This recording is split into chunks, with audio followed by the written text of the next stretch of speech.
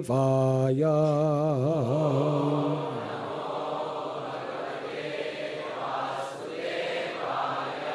Om Namo Bhagavate Vasudevaya.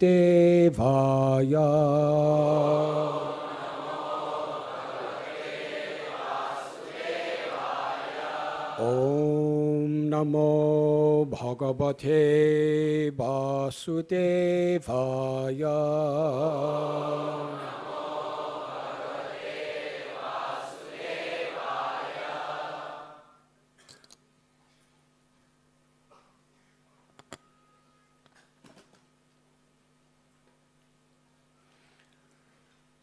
Nadia Udayagiri Purnachandra Gaurahari.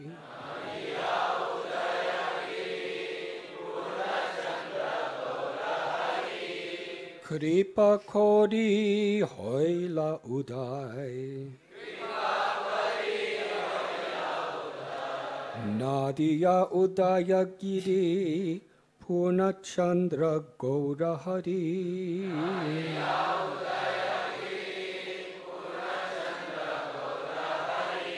Kripa Kodi Hoila Uday.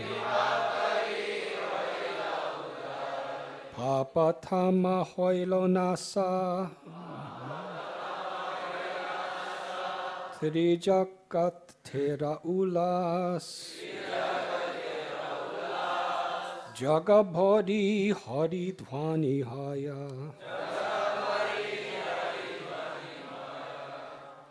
Papa Tama Hoilonas. Trijagat Thera Ulas. Jagabhari Hari Dhwani Haya. Nadia Udayagiri Purnachandra Gaurahari.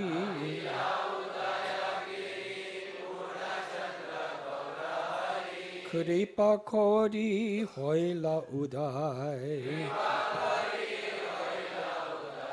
Apatama Hoila Nas Trijagat Thera Ulas.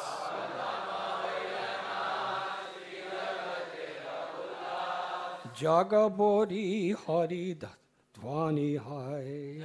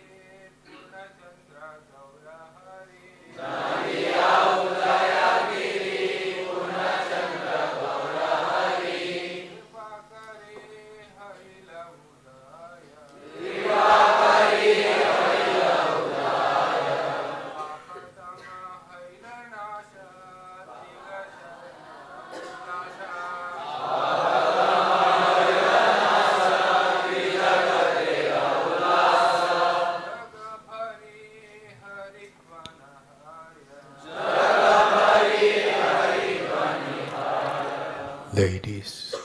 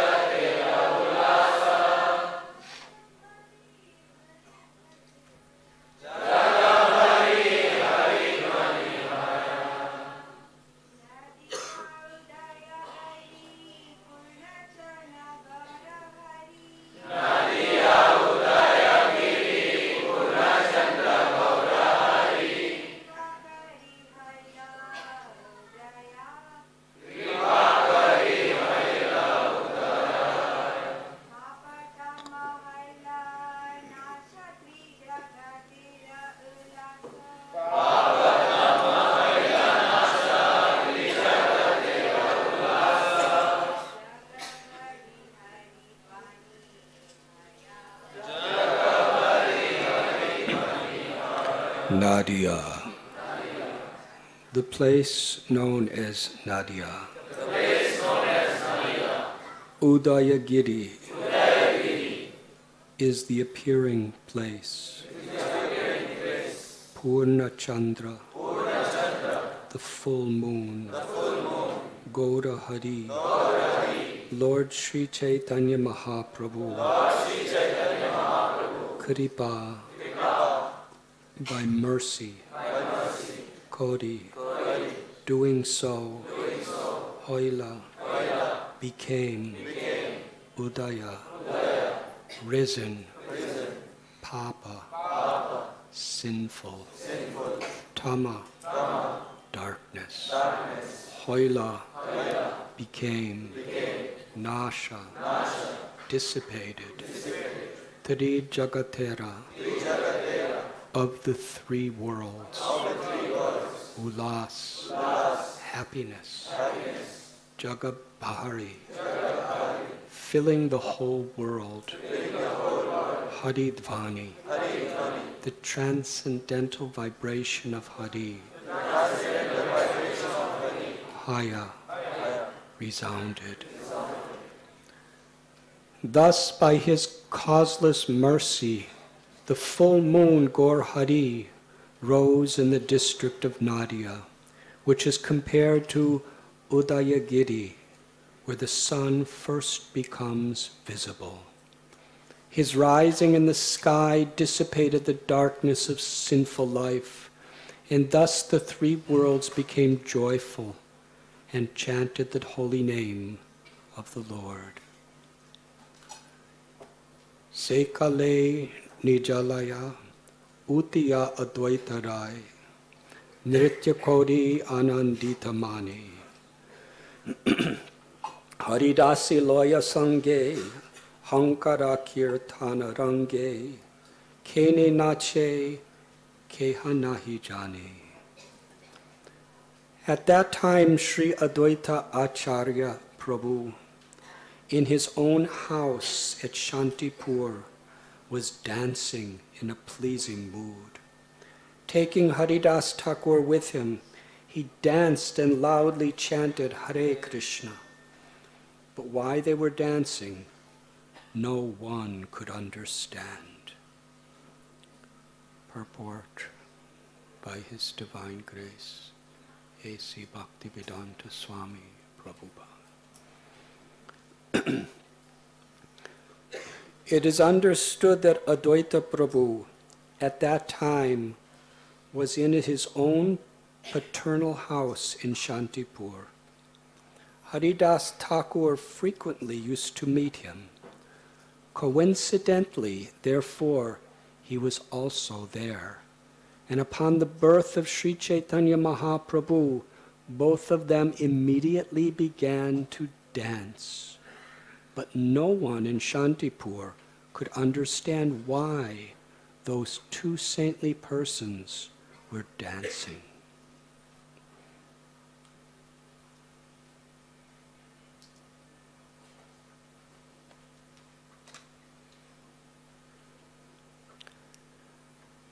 Om Agyantimidandasya Jnananjanat Salakaya Chakshuru Milidam Yena Tasmai Sri Gurave Namaha. Sri Chaitanya Manobhishtam Sthapitam Yena Bhutale Swayam Rupa Kadamayam Tadati Swapadantikam Bandeham Sri Guru Sri Juthapadakamalam Sri Guru Vaishnavanscha Sri Rupam Sagrajatam Sahagana Raghunatam Bidham Tam Sajivam Sadvaitam Savadutam Parijana Sahitam Krishna Chaitanya Devam Sri Radha Krishna Padam Sahagana Lalita Sri Vishakam Vitamscha Nama Om Vishnu Padaya Krishna Pristaya Bhutale Srimate Bhaktivedanta Swami Niti Namine Namaste Saraswati Deve Gauravani Pracharine Nirvishesha Sunyavadi Paschatya Deshatarine He Krishna Karuna Sindhu Dinabandhu Jagatpate Gopesha Gopika Kanta Radha Kanta Namostate Tapta Kanchana Gaurangi Radhe Vrindavaneshwari Vrishabhanu Sute Devi Pranamami Hari Priye Vancha Kalpa Tarubhyascha Kripa Sindhubhya Evacha Patithanam Pavanibhyo Vaishnavebhyo Namo Namaha Sri Krishna Chaitanya Prabhu Nityananda Sri Advaita Gadadhar Srivasati Gaura Bhakta Vrinda Hare Krishna Krishna Krishna Hare Hare Hare Rama Rama Rama Hare Hare Hare Krishna Krishna Krishna Hare Hare Hare Rama Rama Rama Hare Hare Hare Krishna Krishna Krishna Hare Hare Hare Rama Rama Rama Hare Hare Namo Mahabharanyaya Krishna Prema Pradayate Krishnaya Krishna Chaitanya Namani Gaudatvishe Namaha Hare Krishna. We welcome Her Grace Lakshmi Moni Devi.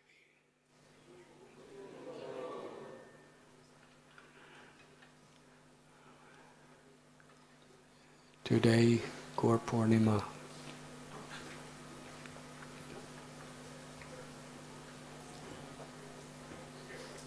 Historically, there's a special significance to Gaur Poornima this year for the history of our Gaudiya Sampradaya and the history of the good fortune of the world. It's 50th anniversary.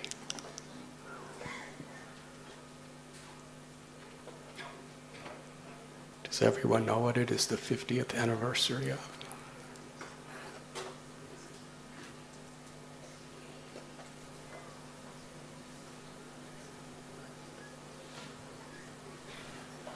It is when Srila Prabhupada completed the teachings of Lord Chaitanya.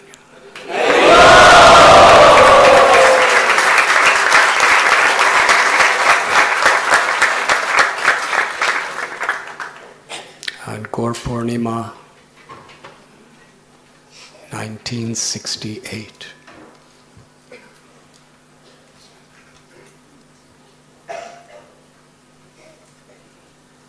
I'd like to just read the first paragraph and last paragraph of Srila Prabhupada's preface.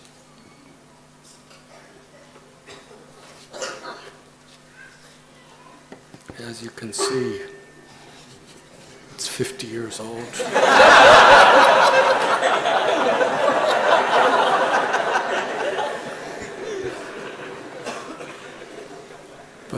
But the message is eternal.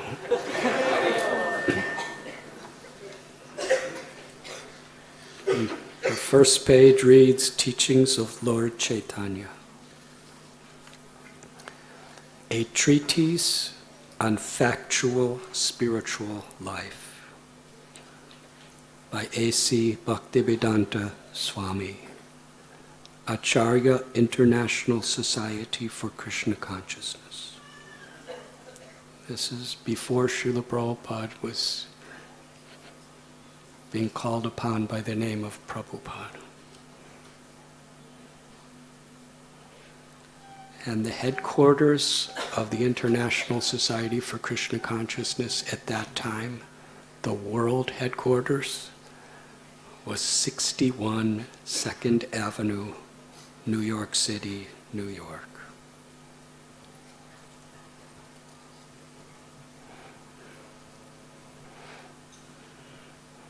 The publishers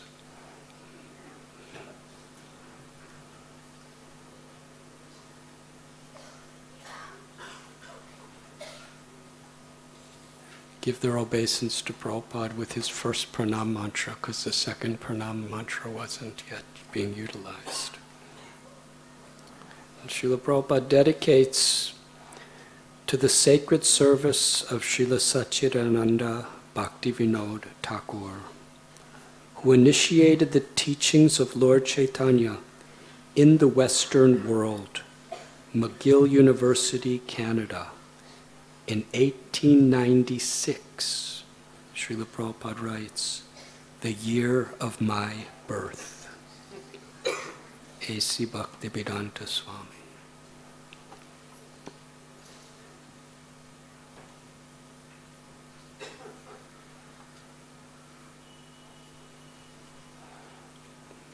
In the preface, and interesting, this same preface that was written 50 years ago today was also the preface for Sri Chaitanya Charitamrita, which was written many years later. There is no difference between the teachings of Lord Chaitanya presented here and the teachings of Lord Krishna in the Bhagavad Gita. The teaching of Lord Chaitanya is a practical demonstration of the teaching of Lord Krishna. In the Bhagavad Gita, the last word of the Lord is that everyone should surrender unto him, Lord Krishna, and that he will take immediate charge of such a surrendered soul. The Lord, the Supreme Personality of Godhead, is already in charge of the maintenance of this creation by his plenary expansion as Kshirodakshayi Vishnu. But such maintenance by the Lord is not specific, and therefore the Lord takes charge. It means that he takes particular charge of a pure devotee. A pure devotee is a soul ever surrendered to the Lord, like a child to his parents, or an animal to its master. This surrendering process is manifested in 6 different stages, namely, 1, to accept things favorable for discharging devotional service. 2, to reject things unfavorable for discharging devotional service. 3, to believe firmly that the Lord will protect his devotee always. 4, to feel exclusively dependent on the mercy of the Lord.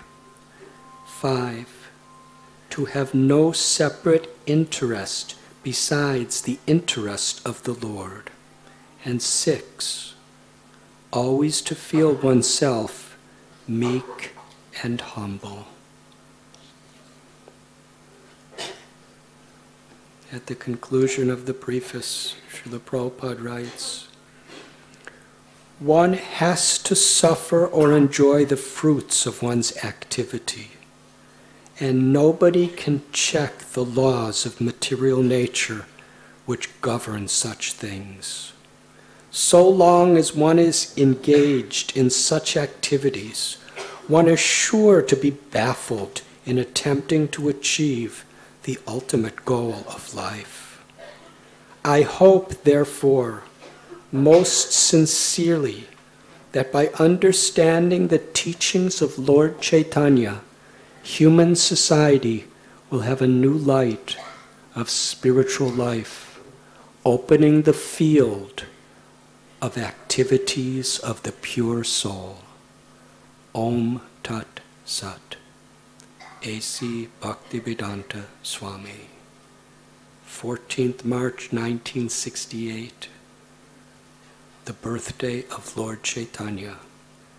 Sri Sri Radha Krishna Temple, New York, New York.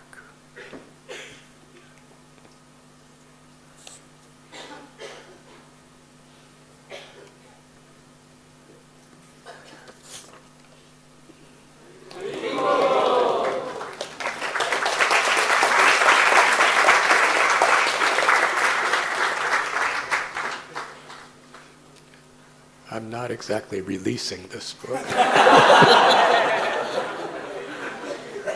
but this book will release us from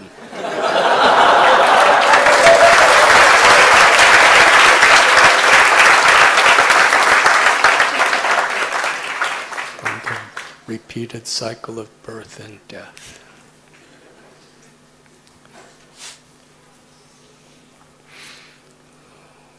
The first temple I ever lived in or visited in ISKCON, it was in Amsterdam. Because in India, I never saw any ISKCON temple. In Vrindavan, they hadn't even started construction of Krishna Balaram when I had to leave.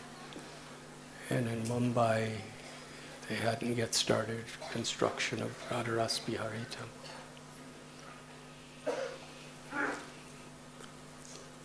But the temple I went to,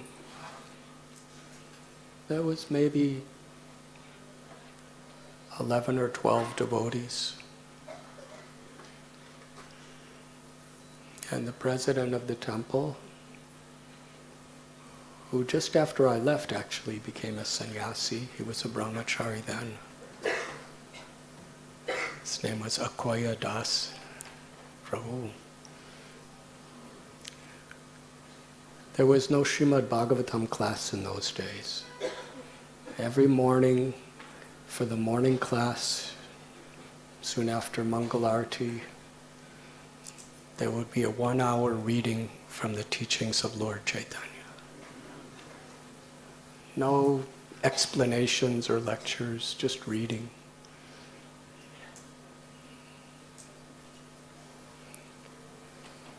It was where Srila Prabhupada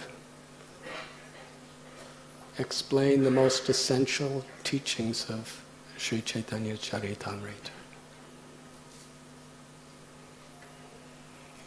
He describes, first he begins with from the book of Bhaktivinoda Thakur, Sri Chaitanya, his life and precepts. He gives a summary of Sri Chaitanya Mahaprabhu's life. Then he explains Lord Chaitanya's teachings to Rupa Goswami at Prayag.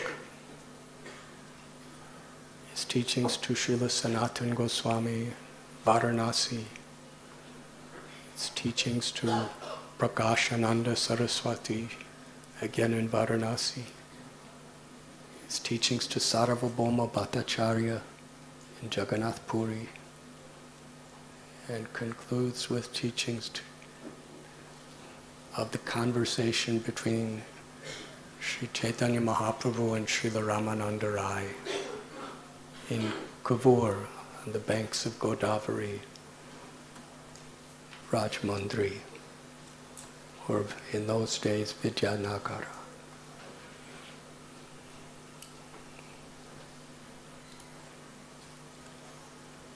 Srila Prabhupada, as we have just read from his own writing,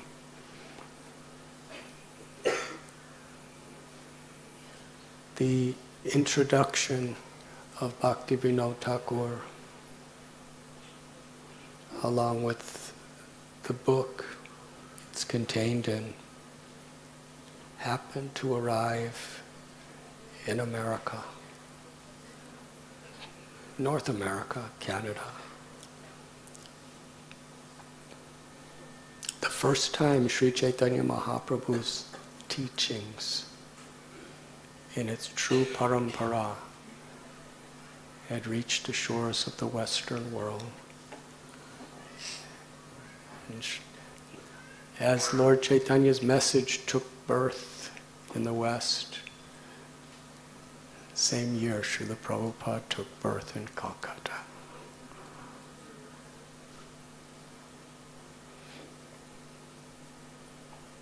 Srila Bhaktivinoda Thakur was a great lover of Navadvip Dham, as was all of our acharyas. It's interesting, in the early 1970s, Srila Prabhupada had about 50 temples.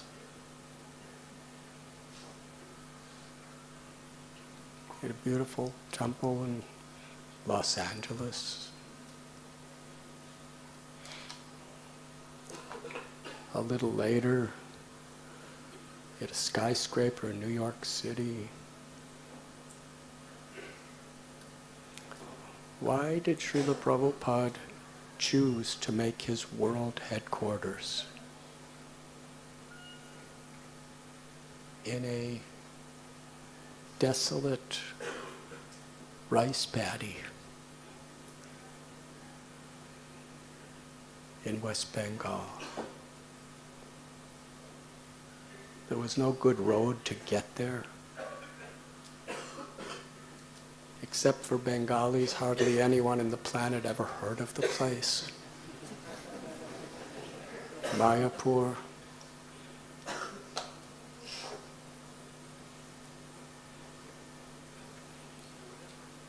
There was some nice little Gaudiya mats, but mostly it was a Muslim population.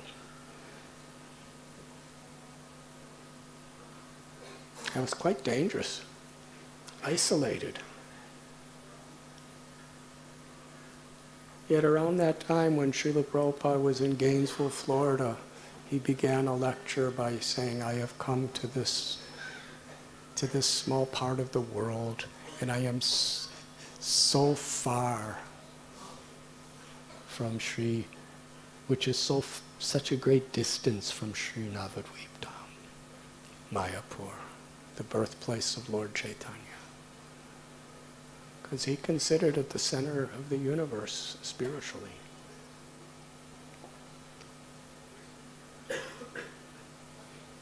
Srila Prabhupada very much bewildered devotees when he came to that little rice paddy.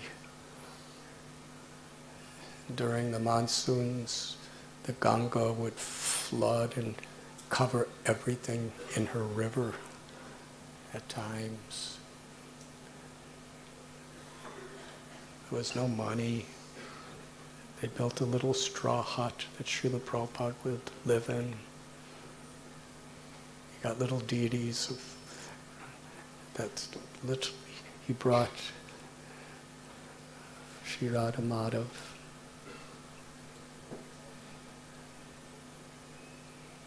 Especially during the monsoons, devotees had to sleep on the rooftop of that straw hut. And most were Western people. And so many snakes and cobras would be swimming around in the Ganga. It was a culture shock. And those devotees were thinking, what can happen here? But Srila Prabhupada was explaining, this will be our world headquarters.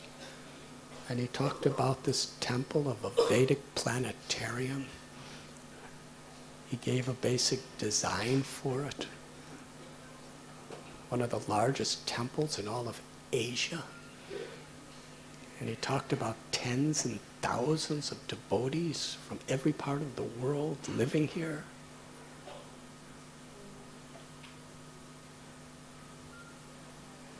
And just a few people who were living there, they were struggling with malaria and typhoid and dysentery, just tried to get some rice to offer the deities and eat. But Srila Prabhupada's faith in the words of Bhaktivinoda Thakur, long before, when Thakur Bhaktivinoda was living just across the river, he had a vision of a glorious temple.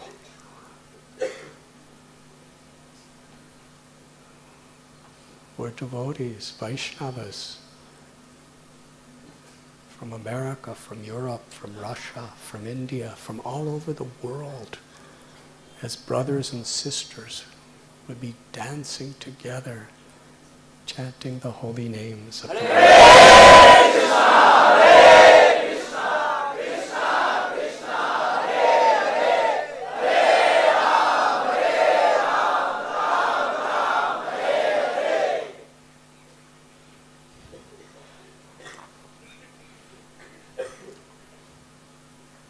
A few years later, Srila Prabhupada invited devotees to the first Mayapur Gaur Poornima festival.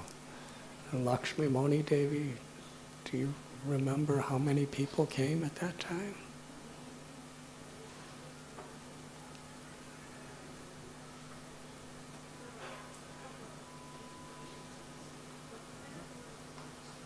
Wasn't very many, maybe 100 or less. Probably less than 100. And that was a huge crowd. There was no place for them. They were sleeping on just construction site slabs. Mosquitoes were very happy.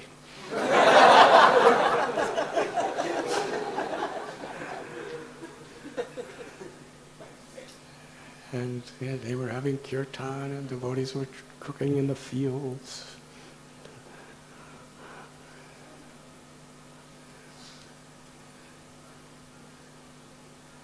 Srila Prabhupada was lecturing, and even then nobody could understand what could possibly happen here. It was so much trouble to get there. From Calcutta, you took a train to the Howrah station, and in those days Howrah station was really crowded. Still really crowded. But now there's so many other types of transportation. In those days, that was all there was practically. And somehow you'd get through there, take a train to Krishna Nagar, then take a boat across the river, then walk for miles and miles to a rice paddy where there was a straw hut and a little construction site going on. That was the festival. The devotees were blissful because we cannot see through our eyes until our eyes are premanjana churita bhakti vilochanena, till our eyes are decorated with the salve of pure love. We just see the external appearance of things. Srila Prabhupada, he taught us we must see through our ears, see through our faith in the words of Guru, Sadhu, and Shastra. Then we actually see as it is. Srila Prabhupada was so excited. We got this land. It's this heart of the spiritual world, the holiest of all holy places. This is not different than Vrindavan.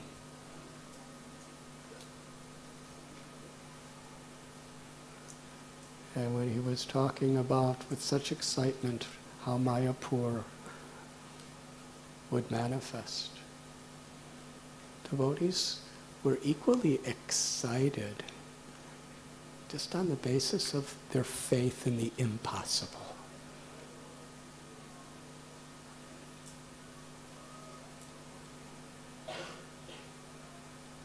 In fact, when Srila Prabhupada decided to write Sri Chaitanya Charitamrita, this is a summary, teachings of Lord Chaitanya 50 years ago, he completed. It's a summary of teachings within Chaitanya Charitamrita. But as he was translating Srimad Bhagavatam, and he already completed Ishopanishad and Bhagavad Gita as it is, and he was Nectar of Devotion, he was simultaneously decided that I must give my students the Sri Chaitanya Charitamrita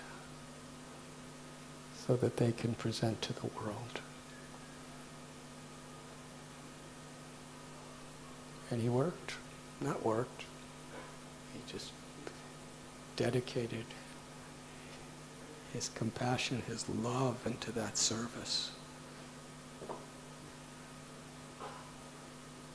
While devotees would sleep, he would be up translating and writing purports. And there is the famous story when he completed. He told Rameshwar Maharaj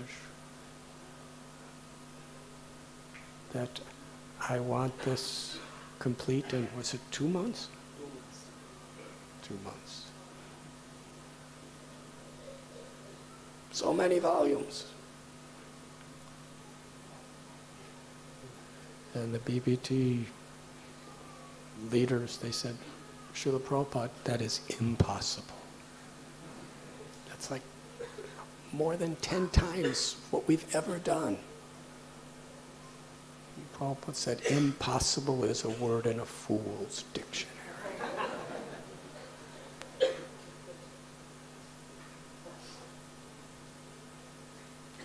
Sri Chaitanya Mahaprabhu, he prophesied that in every town and village the names of Krishna will be chanted. Nityananda Prabhu, when he saw Lord Chaitanya in a little village near Puri getting thousands of people to participate in kirtan, he had that same prediction, that in every town and village throughout the world the holy names will be chanted.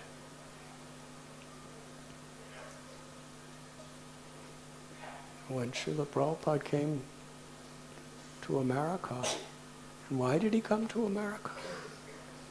Because his guru gave him the instruction in 1922, Srila Bhakti Siddhanta Saraswati Thakur, you are an intelligent young man, take the message of Lord Chaitanya to the Western world in English language.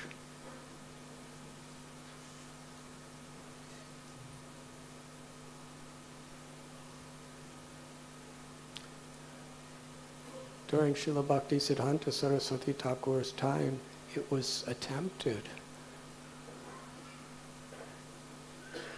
But after some time,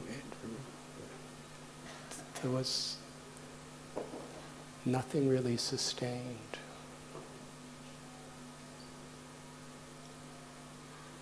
Because it just seemed impossible. And there was that beautiful story when Prabhupada was, after he got that ticket on the Jaladuta from Sumati Morarji here in Mumbai, he took a train, I think it was the mail train, which takes the postal letters. In those days, I remember taking that train. It took about 48 hours. He was probably in 3rd class. From Calcutta, he went to Mayapur to receive the blessings of his Guru Maharaj, Srila Bhakti Siddhanta Saraswati Thakur, at his Samadhi, and received the mercy of Lord Chaitanya and Lord Nityananda to take their message, which was established in Mayapur Dham. He was going to take it from there to the West. He stopped in Shantipur. The pujari there at Advaita Bhavan, the very place where Advaita Prabhu and Haridas Thakur would pray and do kirtan and do pujas to bring Krishna down to this world, to establish the Sankirtan movement all over the world.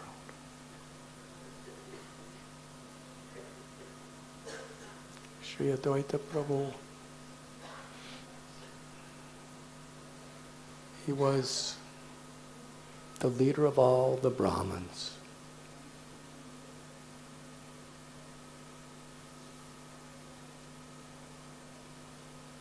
He had a house on the bank of the Ganges. There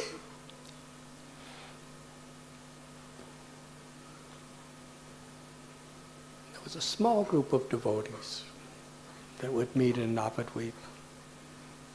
They would have kirtan, harikatha. Why was Sri Advaita Prabhu in distress while simultaneously experiencing the highest pleasures of love of God?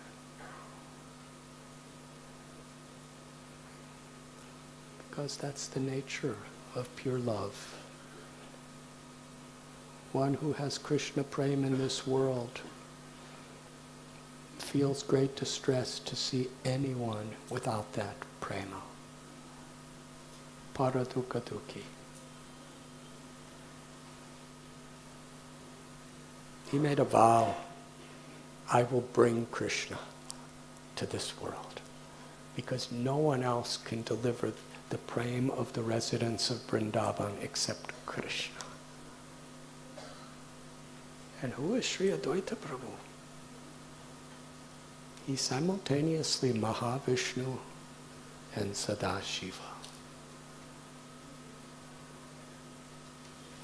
Mahavishnu is the supreme father of the entire cosmic manifestation. He's the super soul of all of creation. His expansion, Garbhodakshaya Vishnu, is the super soul within each universe. And his expansion, Kshirodakshaya Vishnu, is the super soul within the heart of every living being.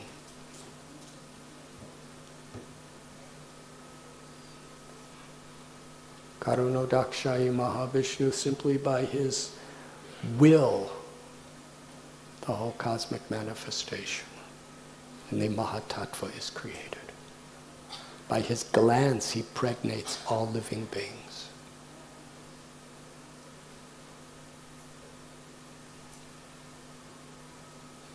In the form of Advaita, he's everyone's father.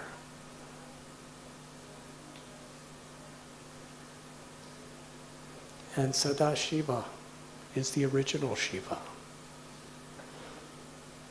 But Sri Chaitanya Mahaprabhu, he didn't just give love for Krishna. At Prayag, Rupa Goswami prayed, Namo Mahabharanyaya Krishna Prema Pradayate Krishnaya Krishna Chaitanya Namane Gaura Tveshe Namah. You are Krishna, but you are even more munificent, more merciful than Krishna.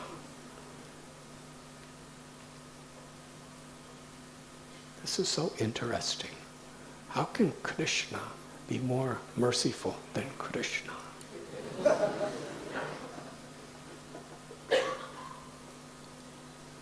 Because Krishna, who is the original, Krishnastu Bhagavan Swayam, the original source of all incarnations,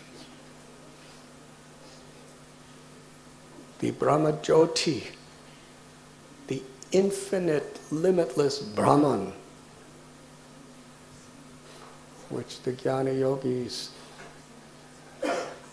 are birth after birth after birth trying to attain the liberation of entering into that Brahman. It is the halo of the effulgent body of Krishna. Brahmano hi pratishta. And the Paramatma who is situated in every living being's heart is the plenary portion, expansion of Krishna. Govindam Adipurusham Tamaham Bhajami. Source of everything that exists. And then the highest revelation, as Ramananda Rai and Lord Chaitanya discussed, of love meets its culmination, its fullest perfection in Vrindavan, the Madhurya Dham. When Krishna came to this world approximately 5,000 years ago, he performed his beautiful Vrindavan pastimes. And the Srimad Bhagavatam explains, and the culmination is the Ras Lila. And the culmination of Ras Lila is Krishna's limitless love for Sri Radha and Sri Radha's limitless love for Krishna. That love is the origin of all love.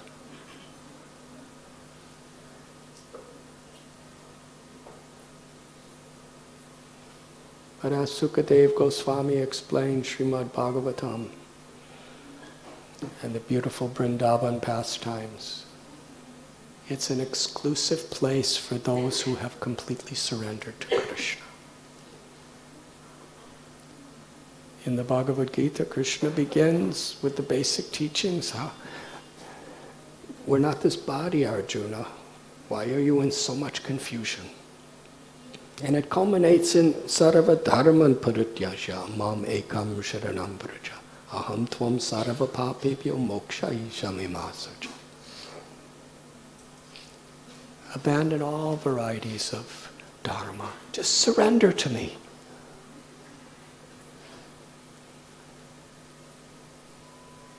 Sri Chaitanya Mahaprabhu is Krishna. Radha Bhava Duti Subalitam Nomi Krishna Swarupam, who comes to taste the sweetness of Sri Radha's love and to distribute the love of Vrindavan. Sri Radha's love in Vrindavan, her compassion to all living beings, are revealed to the world in Lord Chaitanya. Lord Chaitanya, who is Krishna, comes in the form of a devotee to practically teach us by his example and the example of all his devotees how to surrender to Krishna.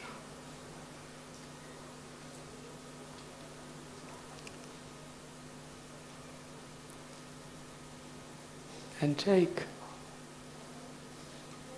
even the most fallen souls of Kali Yuga and give them the opportunity to enter into the spiritual realm of Vrindavan.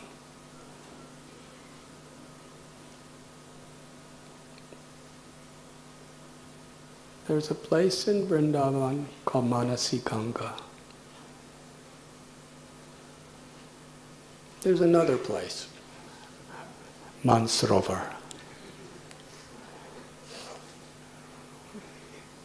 When Sri Krishna left Sri Radharani and she was in separation, she wept tears of love in separation. And those tears of her Viraha Bhava filled a lake that is called Mansarovar.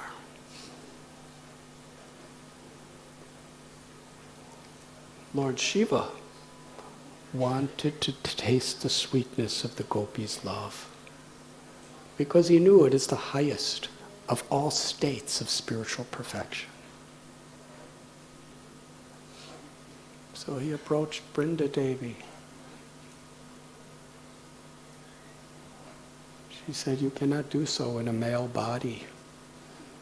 Go to Mansarovar and take bath with your deep longing to serve Krishna in this mood."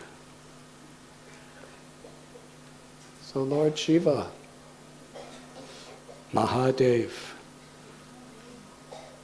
he offered his prayers, he performed his pujas, he chanted the holy names, he submerged himself in Mansarovar, and Mahadev came out of the lake as Gopeshwar Mahadev. He had the body and the bhav of a gopi.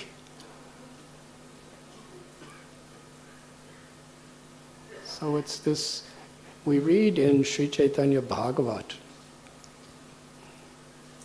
at a certain time, I believe it was around when Lord Chaitanya showed the universal form to Advaita Prabhu, it describes that Sri Advaita danced ecstatically in the mood of a gopi.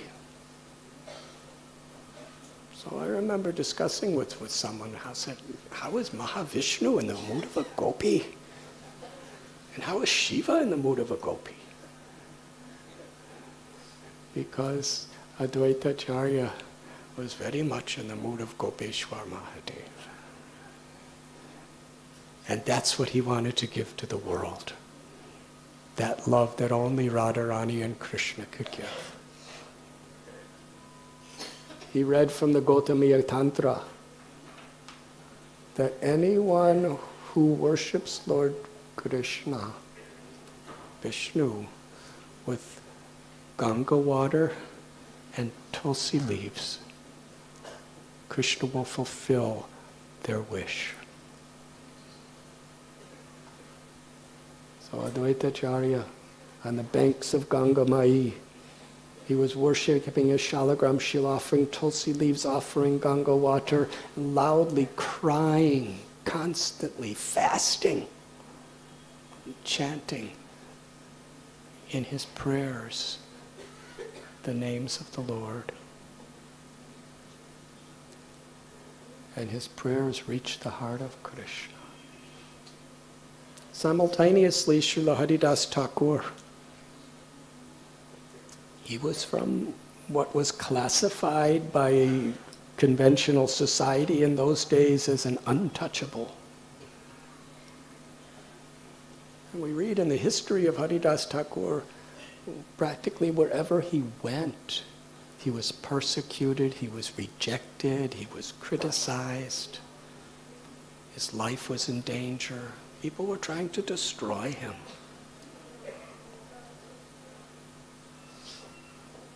The Muslims hated him because he was a Muslim and he's chanting Krishna's names. In those days, they didn't accept that. The Hindu Brahmins, many hated him because he's coming from untouchable caste and he's chanting Mahamantra, the great mantra, and he's getting so many people to follow him.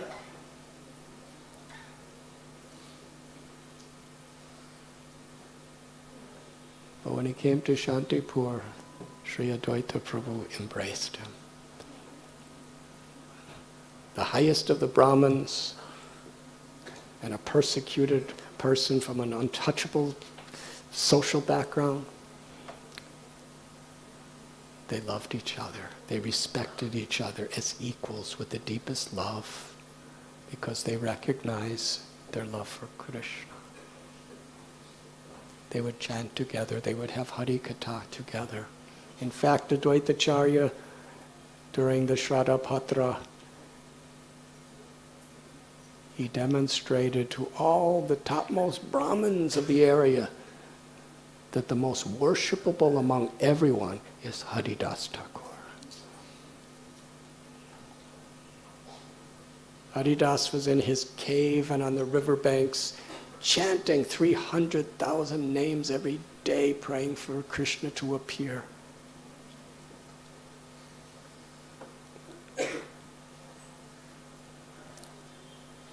So Srila Prabhupada went to that place, Shantipur. to receive the blessings of Sri Advaita Prabhu.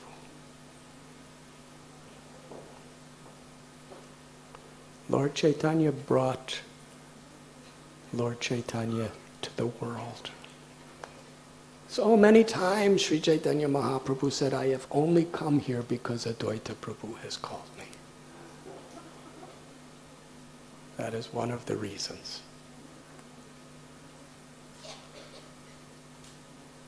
Srila Bhaktisiddhanta Saraswati Prabhupada instructed our Prabhupada.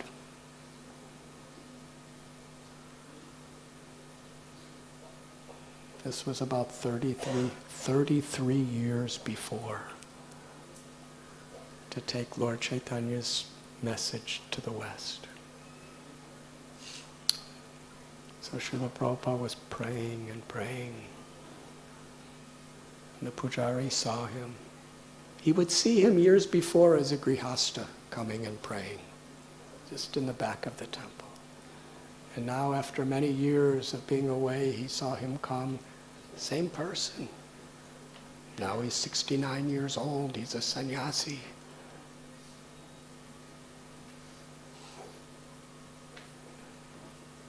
And when Prabhupada took Charanamrit from him, he asked him, please bless me, I'm coming to pray because my Guru has given me an impossible service. Impossible.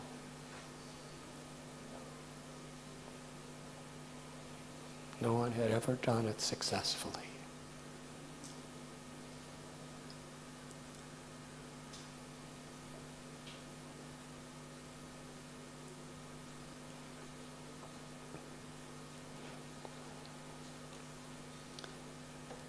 Today, that little rice paddy with the little straw hut that Prabhupada lived in and gave his vision. How many devotees live there now?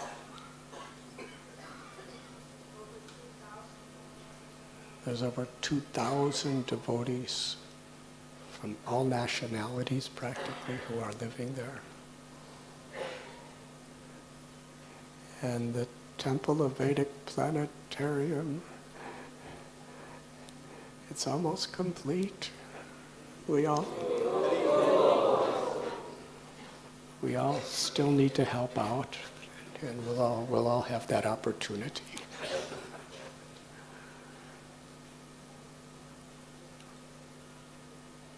It's a miracle of love.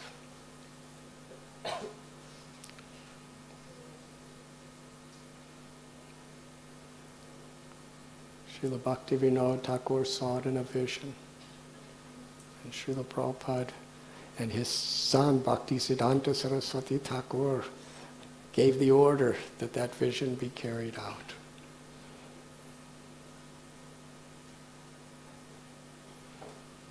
Srila Prabhupada,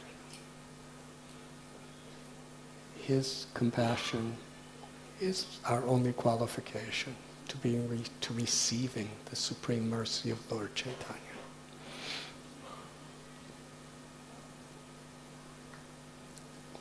Bhaktivinoda Thakur in his Navadvip Dham Mahatmya gives some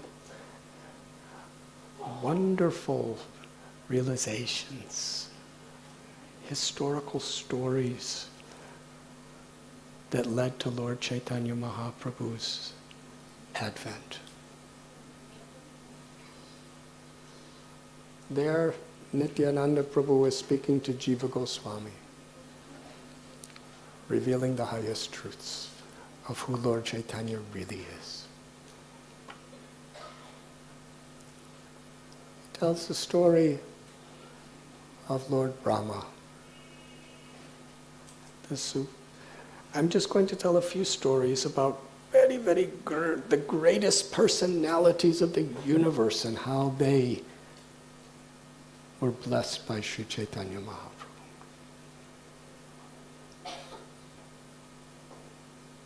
After Aghasura was delivered by Krishna, the demigods were stunned. And even Brahma wanted to see, how is this? And when he came, there was little Krishna sitting on the bank of the Yamuna with his little cowherd friends. They were so small. They were still then taking care of calves. They weren't big enough to take care of cows in the estimation of Nanda and the cowherd men.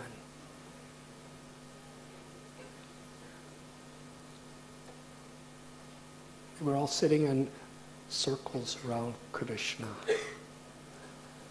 They were sharing prasad. One Gopa would take a bite out of a laddu and say, "Krishna, this is very good, try some." And Krishna would take it and bite into the bite mark of his friend and say, "Yes, this is very good." And then he would share it with another, and they would all be, Krishna's Yajna Purusha.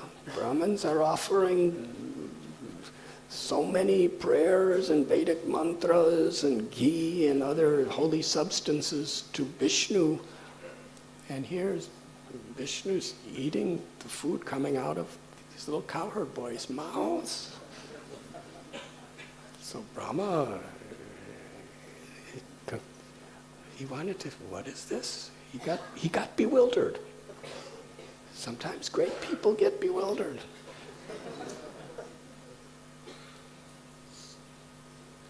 So as we know, he took the calves away, and then the Gopas went to look. They were feeling distressed, and Krishna went to look, and Krishna stole the Gopas. Brahma stole the Gopas and the calves. Krishna manifested himself as every cowherd boy and every calf, so identical that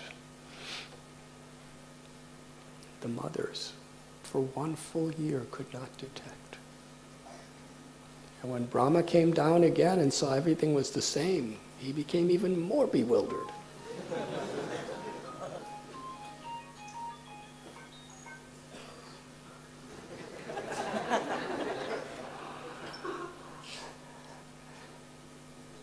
And then when each one of the calves became Vishnu,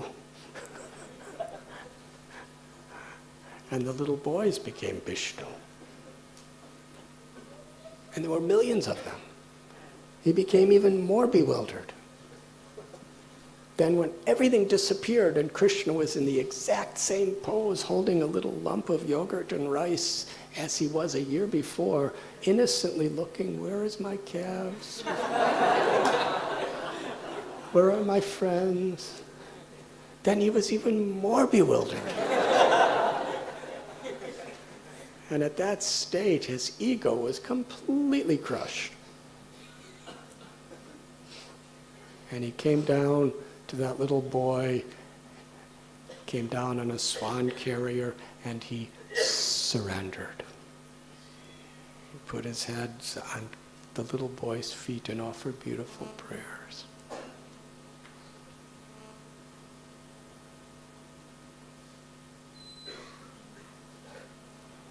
And Bhaktivinoda Thakur is citing from Nityananda Prabhu's teachings to Jiva Goswami how Haridas Thakur, he was thinking, this post of Brahma, being the supreme of the demigods, he lives 311 trillion years. No, I'm sorry. How much is it? 3? Yeah. And there's nobody superior to him in the whole universe. Brahmaloka. He was thinking, if I had any real intelligence when Krishna appears, I should have been a cowherd boy or a calf or something. What is the use of being Brahma?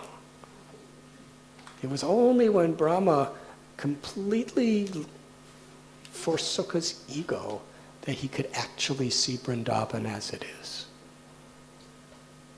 He saw every tree as a kalpabriksha. He saw every grain of dust as chintamani. He saw the cows as surabhis. He explains it in Brahma Samhita, what his vision and realization was after he surrendered.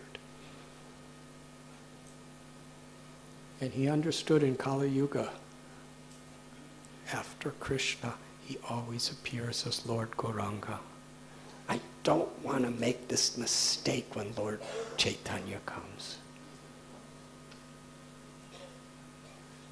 So he went to Navadvip because he knows it's revealed in the scriptures that in the age of Kali, once in a day of Brahma, Krishna comes as Lord Chaitanya in Navadvip.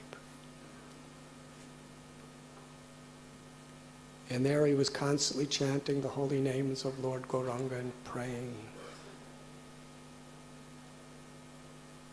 And Lord Chaitanya Mahaprabhu appeared to him.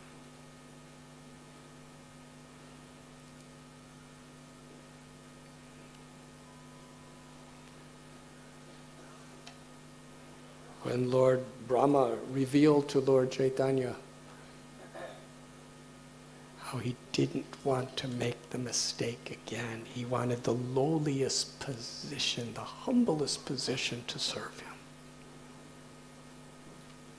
Lord Sri Chaitanya Mahaprabhu told Brahma that I will fulfill your wish. Just before I take birth as Lord Gauranga in this world, you will take birth as Haridas Thakur in a family of Yavanas.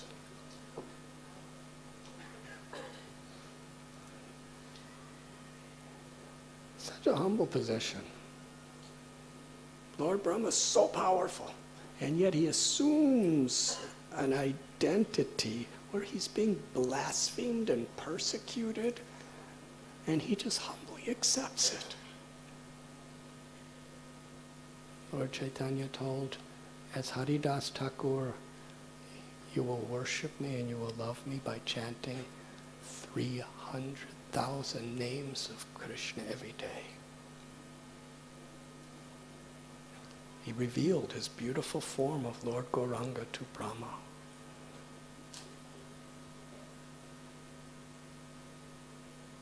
Lord Chaitanya said, hear from me these most secret teachings.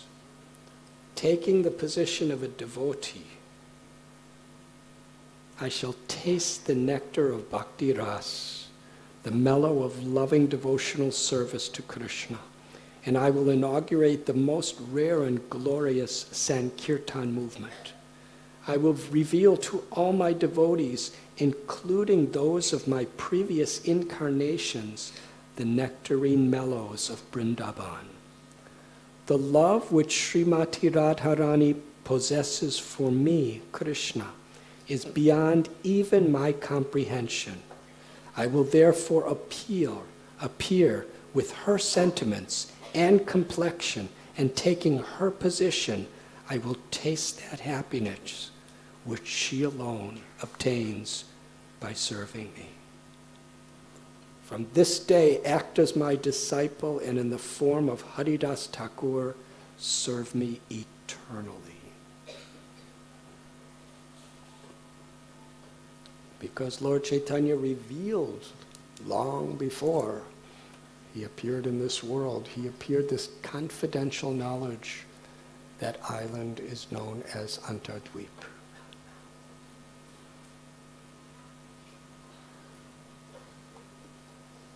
One day in Satya Yuga, Lord Shiva was in a state that Parvati never saw him before.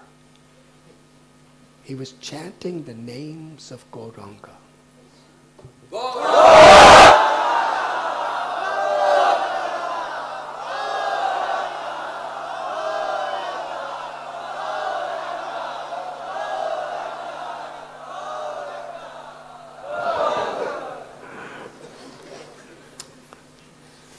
Thank you for waking each other up.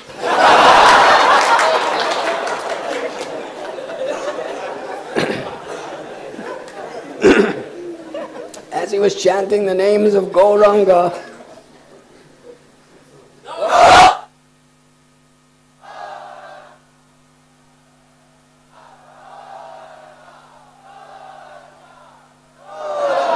he was dancing in ecstasy.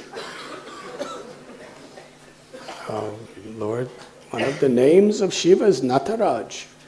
He's a very good dancer. And Parvati has seen him dancing so many times. But never like this.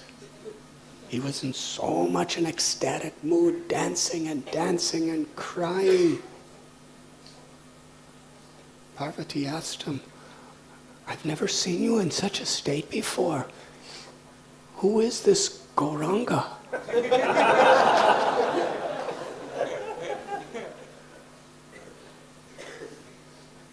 And Lord Shiva explains that to Parvati, in the age of Kali Yuga, the Supreme Personality of Godhead, Krishna, will appear with the sentiments and the love of Sri Radharani.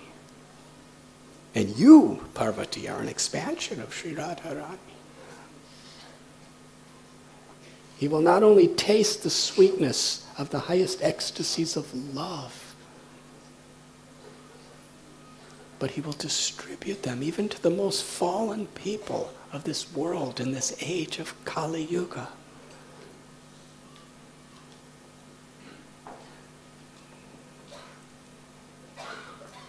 And then he described the beauty of Lord Chaitanya.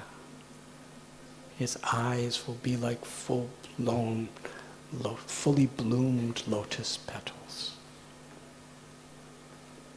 His face will be like a golden moon. His complexion will be molten gold. His arms will extend below his knees. His beautiful hair will circle his face. And he will dance and chant with his devotees. So Parvati, she wanted to taste the sweetness of Lord Chaitanya's love. So she went to one of the islands of Navadvip, and there she sat and meditated on the beautiful form that was described to her by her husband, Mahadev. And with great devotion, she constantly chanted Lord Chaitanya's name.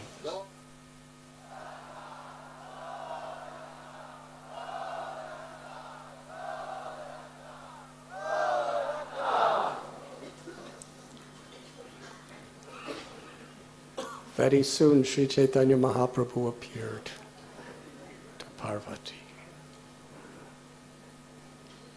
In his beautiful golden form of Navadvip Chandra, he was dancing in ecstasy while chanting the names of Krishna with his associates. Parvati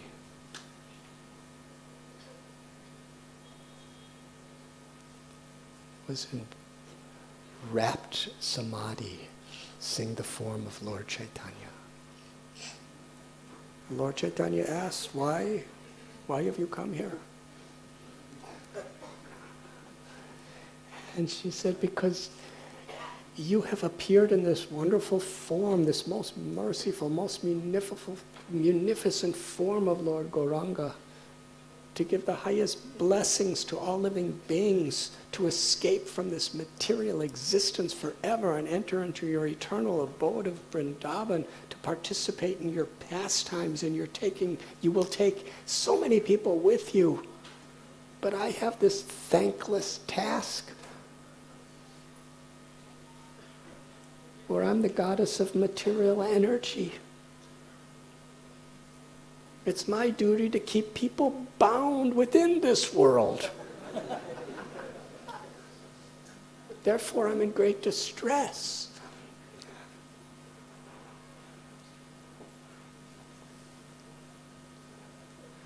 Then she took the dust of Lord Chaitanya's lotus feet and put it in the part in the center of her head, where her hair was parted.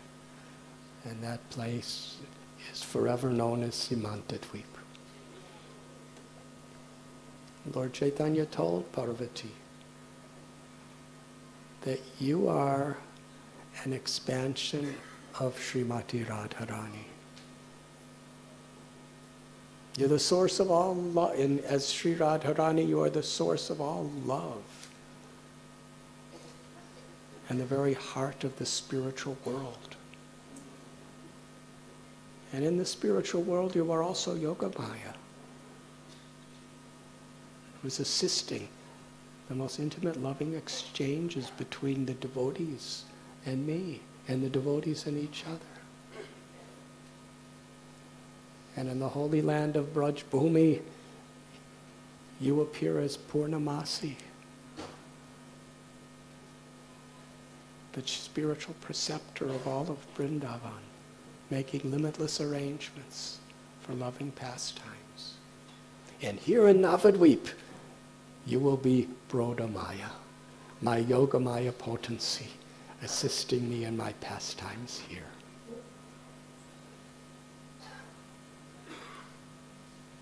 And you will be beside Kshetrapala Shiva, Lord Shiva, who appears in Navadvip as the guardian, just like Gopeshwar Mahadev is the guardian of the Ras Leela.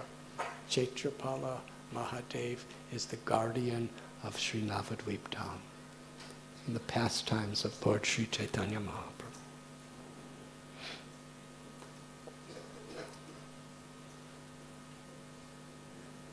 Thakur Bhakti Vinod tells us a story in Godramdvip about a king named Suvarna Sen. This was long, long ago. And his palace was not far from the river Jalangi and the river Ganga. He had a magnificent palace. As a king, a very dharmic king, it is tradition that when his eldest children come of age, he turns over the kingdom to them and goes to a holy place or to the forest to exclusively perform pure devotional service. But somehow he was very attached. He had a royal throne. He had so much wealth, so much power. And as he was getting older and older, he couldn't give it up. So one day Narada Muni appeared, playing his veena, chanting the holy names of Krishna. Narada Muni bhajai veena radhika ramana name. Usually in dramas, we always have Narada Muni saying, Narayana, Narayana.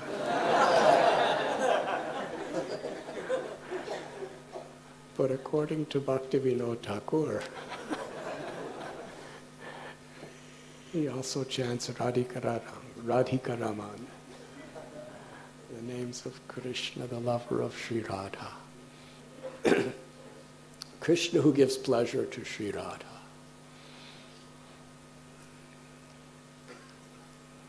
So when Narada Muni appeared, Suvarna Sen, he was very cultured, dharmic king. He got off his throne and gave Narada Muni a very nice sitting place and washed his feet and made beautiful offerings to him. And because he was humbling himself and he was receptive, Narada Muni instructed him, why are you so much attached to these temporary material things? Dukalayam, I'm paraphrasing, Dukalayam ashashvatam. That everything in this world is a source of misery because it's temporary.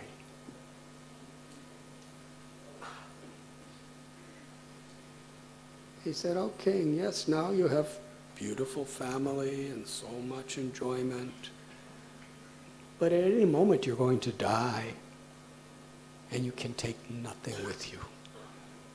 All your relationships with all your loved ones is broken. It's gone. All your wealth, your body, everything, it's gone.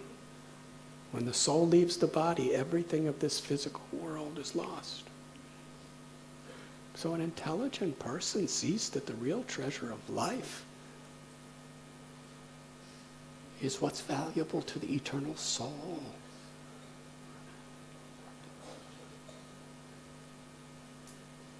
The soul is beyond birth. The soul is beyond death. And the true treasure of the soul is its love for Krishna. Its relationship with the Supreme Personality of Godhead. Trying for the soul to try to find happiness in this world is like living in a vast, limitless desert and trying to enjoy a single drop of water.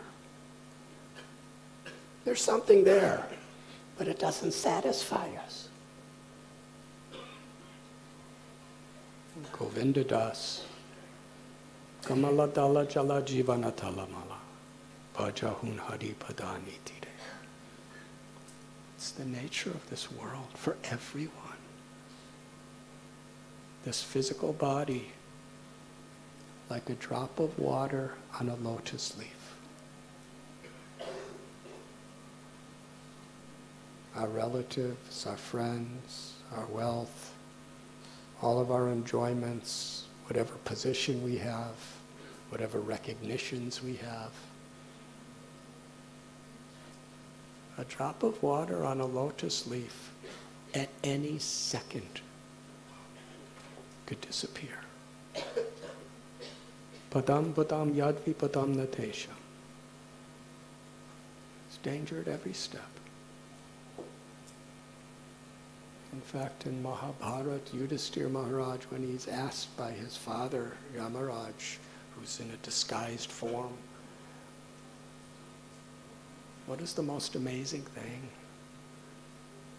Yudhisthira Maharaj gave the perfect answer. The most amazing thing is that everybody knows that they're going to die, and everyone sees that everyone else is going to die, and they even see people dying, and they're reading, history is just a list of names.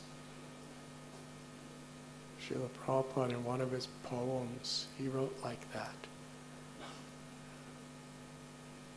That we're working so hard in this world,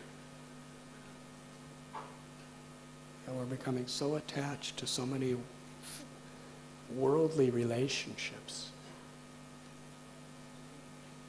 But all that there really is, in due course of time, is just a long list of names. And very soon everyone forgets those names.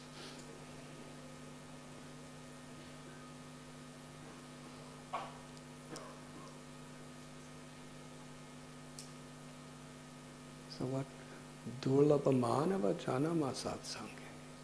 What's really valuable is the association of devotees. Narada Muni explained like this. Sometimes people, they're trying to better their enjoyment and minimize their pains in this world, so they perform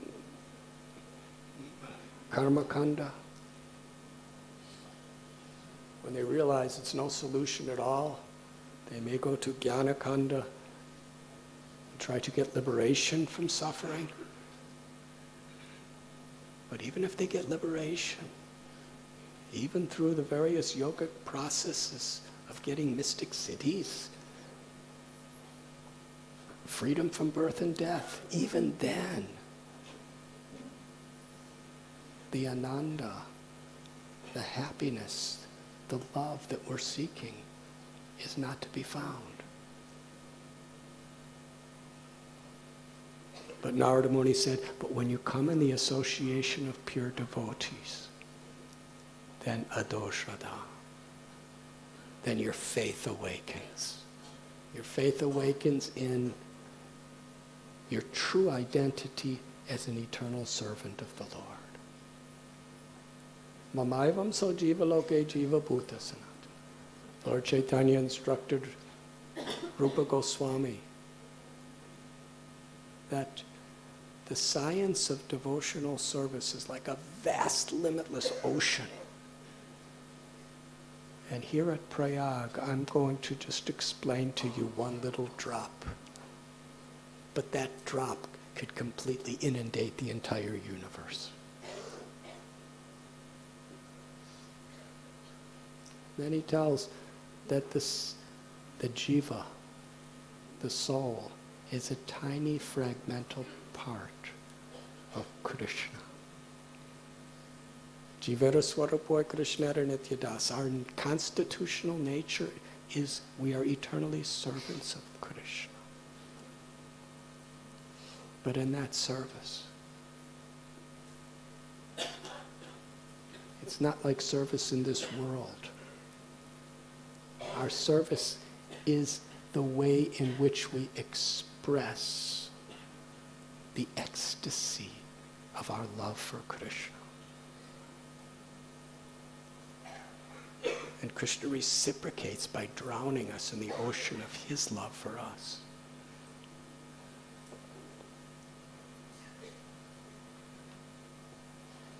In the association of devotees, we learn the practice of sadhana.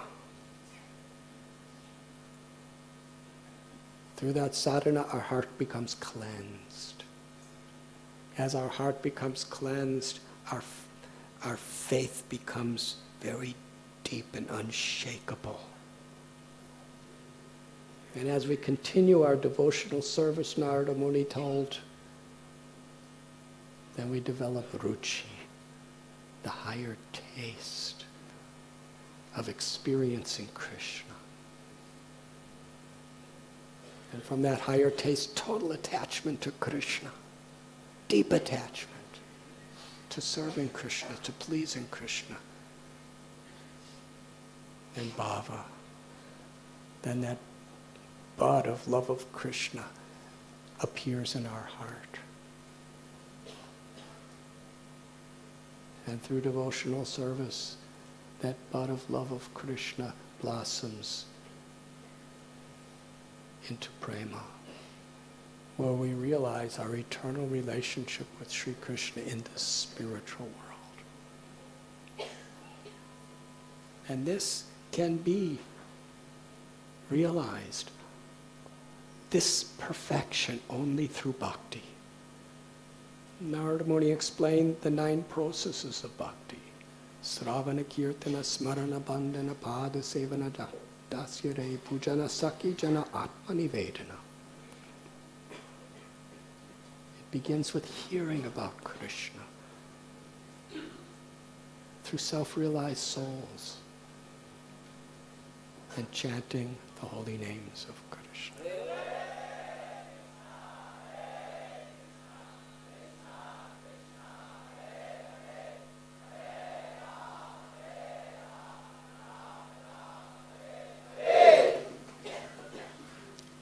Narada Muni said, the age of Kali Yuga